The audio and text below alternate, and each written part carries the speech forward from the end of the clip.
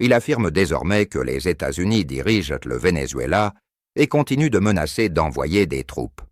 Et ce processus n'est pas terminé. Si l'objectif était réellement d'aider le peuple vénézuélien, un argument déjà très fragile, pourquoi laisser intact le reste d'un régime prétendument illégitime? Les justifications ont constamment évolué. D'abord, l'administration a évoqué des navires civils supposément liés au trafic de drogue, sans preuve. Cela a servi à justifier une présence navale massive dans les Caraïbes. Puis l'argument s'est déplacé vers l'exécution d'un mandat pénal ciblant uniquement le président vénézuélien, alors même que le pays n'est pas une source majeure de drogue pour les États-Unis. Aujourd'hui, l'objectif réel est clairement l'accès aux réserves pétrolières pour les entreprises américaines, une justification indéfendable pour une guerre. Tout cela ressemble fortement à l'entrée dans une nouvelle ère impérialiste où les grandes puissances exploitent les plus faibles sous couvert de sécurité. Cette vision attire particulièrement la Chine et la Russie, qui y voient un précédent leur donnant carte blanche dans leur propre région. Donald Trump commet une faute stratégique majeure avec le Venezuela, une décision qui facilite directement l'ascension de la Chine face aux États-Unis. J'ai 2 entretiens importants à vous présenter. L'un avec John Finner, ancien conseiller adjoint à la sécurité nationale sous Biden, et l'autre avec Tommy Vietor, ex-porte-parole du Conseil de sécurité nationale de l'administration Obama. Tous 2 analysent la situation vénézuélienne. Une chose est désormais évidente. Donald Trump a implicitement autorisé les grandes puissances mondiales à entrer dans une nouvelle phase impérialiste. Trump affirme avoir pris le contrôle du Venezuela. Il déclare vouloir appliquer la même logique à la Colombie et à Cuba et refuse clairement d'écarter une option militaire pour s'emparer du Groenland. À mon sens, le Panama sera la prochaine cible, et cela pourrait arriver très rapidement. Mais examinons les conséquences de ces choix. L'objectif affiché est le contrôle de pays sud-américains pour leurs ressources pétrolières. Or, cela pose un sérieux problème. Les États-Unis figurent déjà parmi les premiers exportateurs mondiaux de pétrole. Prendre la main sur le Venezuela ne rendra donc pas l'Amérique soudainement indépendante sur le plan énergétique. Certes, davantage de pétrole entrerait sur le marché américain et bénéficierait aux entreprises nationales.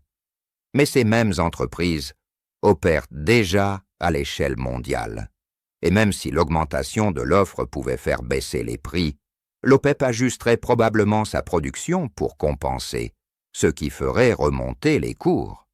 Sans compter qu'il faudrait des années pour reconstruire les infrastructures nécessaires à l'exploitation du pétrole vénézuélien, à supposer que les compagnies américaines choisissent d'investir. Ce n'est donc pas la victoire stratégique annoncée. Tournons-nous maintenant vers la Chine. Nous assistons clairement à un retour de l'impérialisme. Depuis l'intervention américaine au Venezuela, Pékin observe Taïwan avec une attention accrue. Si la Chine parvenait à en prendre le contrôle, elle verrouillerait l'ensemble de l'industrie mondiale des semi-conducteurs et pourrait restreindre l'accès américain. Une part essentielle du PIB des États-Unis tomberait alors entre les mains de leur principal rival. Pékin contrôlerait également des routes maritimes et aériennes cruciales dans l'Indo-Pacifique, affaiblissant considérablement la position militaire américaine dans cette zone et consolidant durablement la puissance chinoise. Autrement dit, parce que Donald Trump veut relancer une forme d'impérialisme, version 2.0, pour asseoir son image de force, les États-Unis obtiennent du pétrole dont ils n'ont pas besoin, tandis que la Chine sécurise l'accès exclusif à une technologie indispensable à l'avenir mondial. Cela placerait durablement la Chine au sommet. En réalité, Trump offre l'avenir du monde à Xi Jinping sur un plateau, et les républicains en sont parfaitement conscients. Rappelons-le, Personne ne critique la Chine avec autant de virulence qu'eux. Pourtant, ils restent silencieux lorsque Trump met en place un scénario où Pékin devient maître de l'avenir. Pourquoi? Par lâcheté. Ils refusent de s'opposer à leur leader et préfèrent protéger leur carrière politique plutôt que la sécurité économique et nationale des États-Unis et celle de leurs enfants. En vérité, cette politique n'a aucune justification rationnelle en dehors de l'ego de Trump et de l'enrichissement de ses soutiens financiers. Durant sa campagne, il a promis aux dirigeants du secteur pétrolier qu'en échange d'1 milliard de dollars, il leur offrirait un accord exceptionnel. Cet accord, le voilà. Ils obtiennent le Venezuela et les revenus de son pétrole, tandis que Trump reçoit un financement politique continu pour lui et son parti. Pendant ce temps, le reste de la population doit regarder la Chine renforcer sa domination mondiale, aujourd'hui et demain. Les élections de mi-mandat ont lieu cette année. Et puisqu'il est clair que Trump pourrait trahir ses propres électeurs sans perdre leur soutien, il est essentiel que les démocrates reprennent le contrôle afin d'équilibrer le pouvoir de la Maison-Blanche. Le travail pour reprendre la Chambre et le Sénat commence dès maintenant. Assurez-vous que vos proches restent attentifs. Bonjour à tous, je suis le Dr Mearsheimer, analyste en relations internationales et en géopolitique. Passons maintenant à mes échanges avec John Finner et Tommy Vietor. Je suis ici avec John Finner, ancien conseiller adjoint à la sécurité nationale sous l'administration Biden. Merci d'être avec nous. Ma première question est la suivante. N'y a-t-il pas une contradiction entre la capacité de Trump à maîtriser les récits médiatiques et son choix de s'engager dans une politique de changement de régime, alors même que son administration se présentait comme opposée aux interventions néoconservatrices de l'ère Bush pour finalement reproduire cette même approche en Amérique du Sud, motivée par le pétrole? Je partage cette perplexité. Pour beaucoup d'entre nous, malgré les inquiétudes liées à un second mandat de Trump, un élément rassurant était sa réticence instinctive à recourir à la force militaire. Et ce n'est pas négatif. Décider d'envoyer des soldats au combat, de risquer des vies et d'en prendre ailleurs dans le monde est l'acte le plus grave qu'un président puisse poser. Cela devrait rester exceptionnel.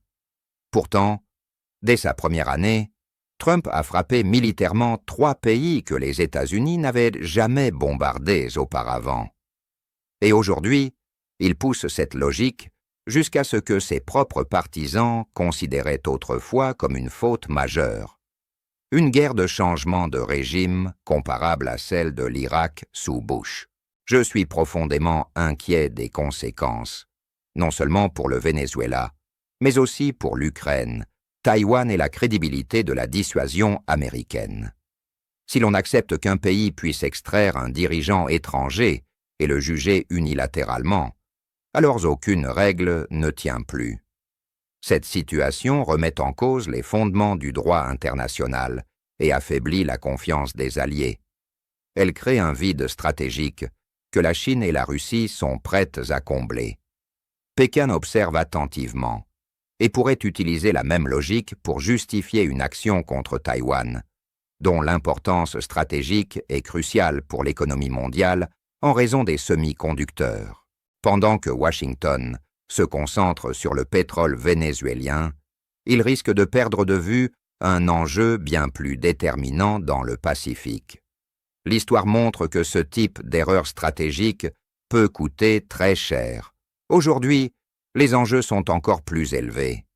La Chine est économiquement puissante, technologiquement avancée et profondément intégrée à l'économie mondiale. Enfin, à la communauté hispanophone, merci de soutenir les médias indépendants. Vous méritez une information honnête et rigoureuse. Restez vigilants, abonnez-vous, c'est gratuit. Et ne laissez personne manipuler la réalité. Merci à tous.